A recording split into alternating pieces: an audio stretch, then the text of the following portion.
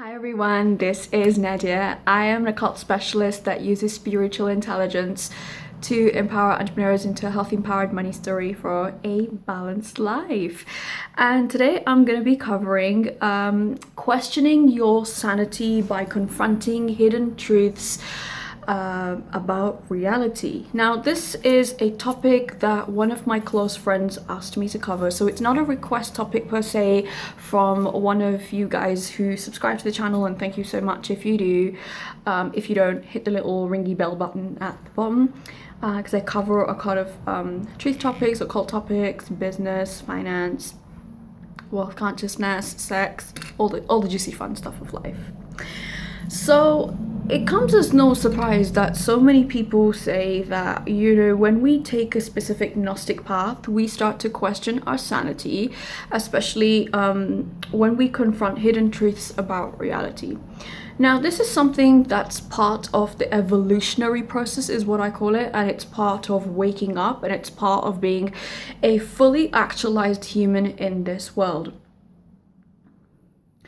If you have been born into a homogenized culture where you have a specific set of characteristics, a specific way of looking, a specific way of thinking, a specific way of what's the done thing, anything that deviates from that algorithm or anything that is different is frightening.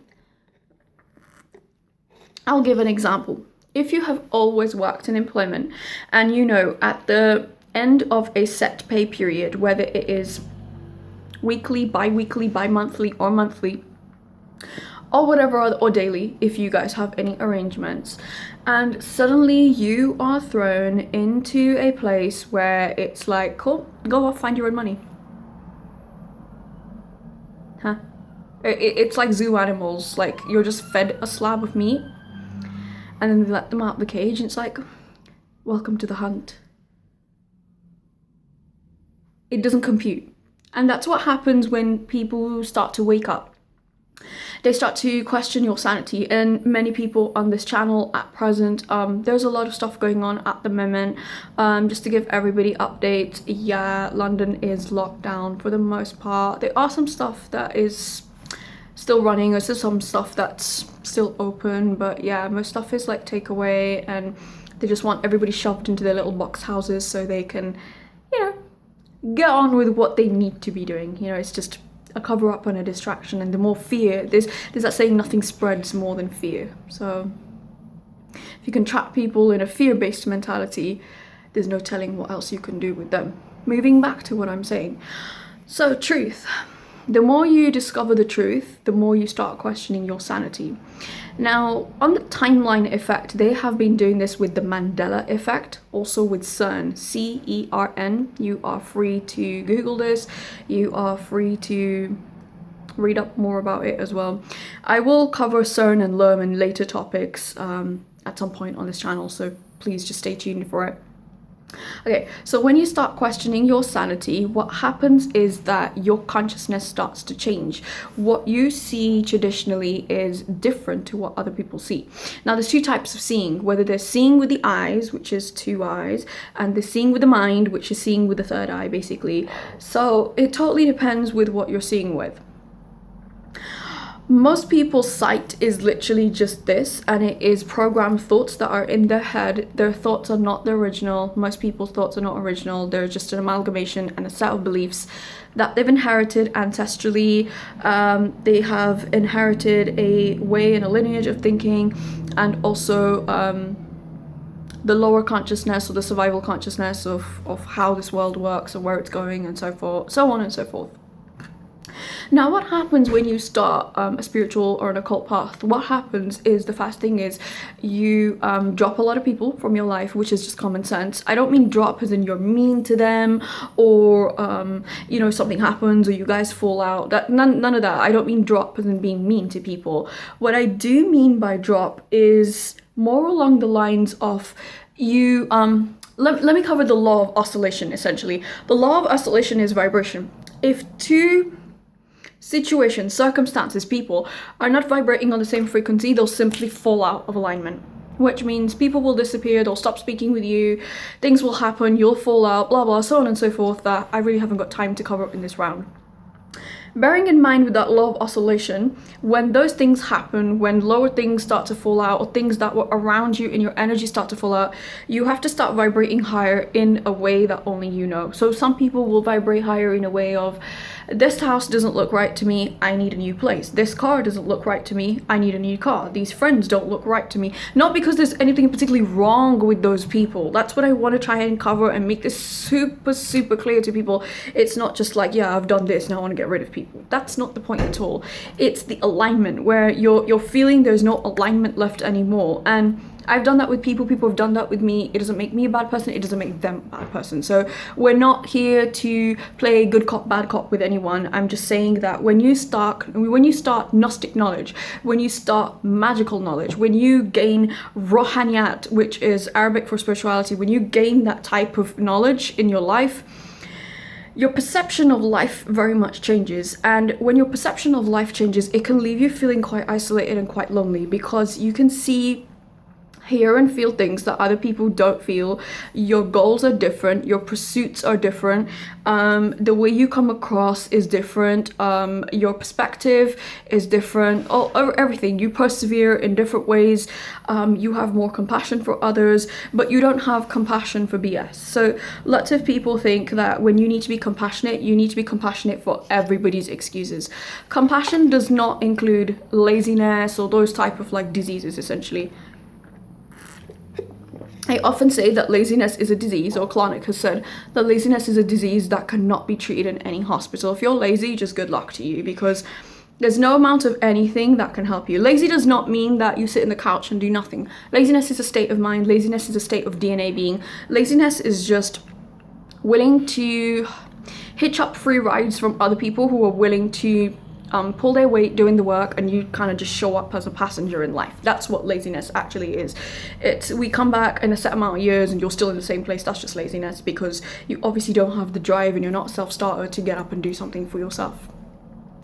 Now, it's very normal, and I want to share this with anybody watching this channel, that when you start to do growth on yourself, personal development has got a really bad rap in society, because it's all unicorns, it's fluffy, it's the fraudulent love and light type of thing. That's way out the window. Here we're talking about occult. We don't care about honoring this or honoring that. We don't care. We honor ourselves first, which means that if one has the honor of the deity that is within, which is yourself and your own spirit, is the only way that you honor somebody else. But you give it to them in a way that has maxims of truth, genuine honor and justice, and many other things, and courage and valor and gallantry and all that kind of fun stuff. When you question your sanity, you're going to question many things around you. You're going to question, first and foremost, you don't even question circumstances, you question people. You start to ask motives, you start to ask insights, you start to see things that may not have been there before, because you start to wonder, how the hell has it, I guess, got to this point that I missed so much that I didn't see before? Or why didn't I see it before? And was I missing something? And there's a lot of questions you are going to ask yourself. And questioning your sanity comes as a natural byproduct of genuine occult and genuine spiritual work, because I've had this conversation with so many people that the occult is genuine spirituality, and a lot of people they are practicing a spirituality that is not really, how do I put this? It's not something where it's, it's hard to put in words, that's why I'm struggling to find the words. It's not something where it's concrete. That's kind of the word that I would align with it, because real spirituality is concrete. It should be tangible. You should be able to have something to show for it. It should be powerful, it should be forceful, it should be hypnotic, it should be seductive, it should be it should have all those qualities, because it is the truth. You see, the truth is neither polite and nor is it convenient. And when you start to question your sanity, you'll feel more isolated and distant from society. I still remember my waking up came in stages. Like, it came one at one bang, like bombs went off, and then it was like a controlled demolition of other things. And by the time I feel like I had truly gotten to the core of waking up at so many things, personally I started to feel really isolated from people. I started to feel really isolated from society, because I was just like, I don't even want to be integrated into this just bullshit anymore. I can't be bothered with it. That probably reflects in a lot of my blogs for a lot of you that read them. If you don't, link in the chat box below. So, what happens when we do now question our sanity, because we still have to live on this planet? What happens? It's find people who are like-minded, find people who understand their struggles as well, find people who truly see the world for what it is and not the illusion that they want you to see. The New Age movement, the New Age concept is, it's bullshit. It's fake light, basically. I think I've covered this in other channels, but there's a lot of fake light that's going out. Like, you constantly, it's just, it's light, and it's light as in it has no weight, it has no gravitas. I don't mean the light as in like, ooh, I need a light in this room to see. I mean, it's light as in like, yeah. If you're doing the boxing rounds, it's the featherweight versus the heavyweight. The featherweight is the new way, it is New Age spirituality, and the heavyweight is the occult, basically. And featherweight is, it's a waste of time watching it. And I want to make this clear that, you know, Spartanite work is really not for everyone. It's not for people who like avoiding their shadow. It's not for people who are frightened of the mundane, which most people are extremely and utterly frightened of every tiny thing, because everybody lives in like a very triggered state at the moment. You can't say anything, you can't do anything because everybody's offended. Nobody gives a fuck about your offenses or you being offended. No one cares. If you don't like it, don't watch it. I still remember there was a guy that used to follow me on Twitter, and he ended up in my inbox, I don't know why, and he started saying, oh, you say things that are offensive, and I was like, it's called the unfollow and block button, please use it because I don't care, you know. Oh, I don't like you. He really went deep. He was like, oh, I don't like you, and I thought, well, you know, that's a bit of a relief considering you don't even like yourself, so what difference does it make? So, you know, you're gonna have a lot of things that make you question different things. You're gonna see different things, and the main goal is that you have to adjust to the reality and the truth of this world, that there is nothing pleasant and nothing nice about it. You know, if you're looking for pleasantries, you're looking for nice, sweet, harmonious stuff, this is very common with two signs, which is Taurus and Libra, okay? So not just sun, like you don't have to be born in like late April to May, or you don't have to be born in like October, November. If you have it as your moon, you have it as your Mars, you have it as your Venus, you're always going to be looking for aesthetically pleasing things.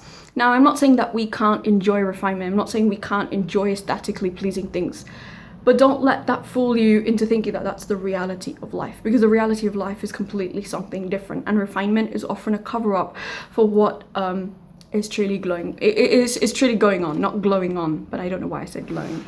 I'll leave it at that. So questioning your sanity is a normal byproduct of you spiritually advancing. You are gonna find there are days that you just think, maybe I'm crazy, maybe I've lost my mind, I don't feel like I'm here, I'm all here, I'm this, I'm that. That is a normal part of the deconstructive evolution. In one video I did comment, or I did say, or I don't know if I said it to a friend, the light ascends. The light is very light. It's like oxygen. It descends. It goes upwards, basically. You build with the light. The part of Spartanite work is not building with the light. The part of Spartanite work is distraction. It goes down to the core. Darkness descends. Divine darkness, not evil darkness. There's a big difference. Divine darkness is healthy. It gives you knowledge and power of yourself. Evil darkness, you don't need any explanation as to what that is. It's just distraction at a very cancerous core. The type of destruction I'm talking about is destroying all your myths, your insecurities, your fallacies, whatever nonsense, whatever BS that you carry, to get to the core of the real entrepreneurial diamond that's inside you, that can shine as the true light. So remember that the light will always ascend and the darkness will always descend, and when something descends, it usually goes to the core and the base to be able to enjoy the depth of something. So when you are questioning your sanity, it is a good thing because you are increasing in Gnostic knowledge, but you are also increasing in depth. And in a world of, how do I put this nicely? Shallow, empty tins, depth is very difficult to come by because most people are about as deep as a puddle. So if you're truly looking for depth, start working on Gnostic knowledge, start working on occult knowledge, incorporate that in your spirituality, your sexuality, your businesses, your career, wherever it is. Incorporate those deep threads of psychic and occult knowledge, and you will see the world in a very different place, in a very different light, and not a lot will catch you off guard simply because you will already be so anti-fragile to it. So I hope that helped for my friend who actually asked me, so it was her request topic basically. So yeah, it's very normal to question your sanity when you are doing occult work and Gnostic knowledge. I've done it many times. There's many times I've thought maybe I am crazy, maybe I am mad, and that's kind of how you know that you're on the right track, because the system that you currently know is being dismantled in your head and the reality of the world is being shown to you. So with that said, like, comment, share, subscribe. I would love to hear your awesome comments. So many people throw us comments in the sections below, and I will be covering more topics very soon on a lot of request topics. I've written them down in a book, so they're all coming up. Thanks so much for joining me today. Take care, and I hope to see you soon. Bye!